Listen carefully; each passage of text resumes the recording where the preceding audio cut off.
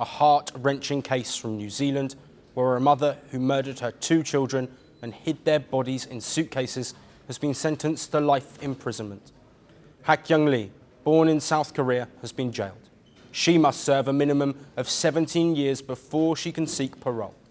A High Court judge said her mental health was a reason why she committed the crime, but her actions were carried out in a planned and deliberate manner. Lee will be treated as a special patient during her sentence because of her psychological state. You went about killing the children in a deliberate and calculated way and then took a number of steps to cover up your offending. The jury found you intended to kill your children, and also that while you were suffering from a depressive illness at the time, you knew that your actions were morally wrong. Lee murdered her 2 children in 2018, a year after their father died of cancer. One was 8 years old, the other just 6. Her defence said she had fallen into deep grief and severe depression after her husband's death. She tried to kill herself and the children by giving them an overdose of medicine, but miscalculated the amounts, ending up taking less amounts of the drug. That is how she survived.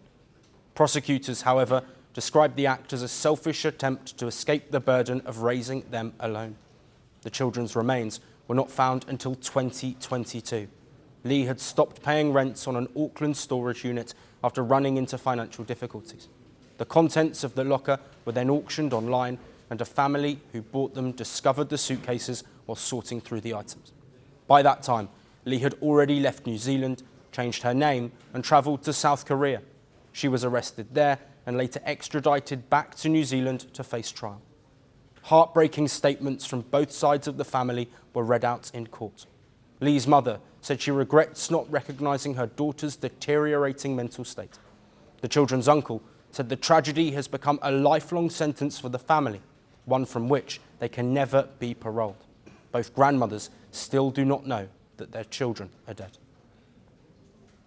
In a world where we treat physical health as urgent, cases like this force us to ask whether we give the same attention to mental health, especially when the consequences can be so severe.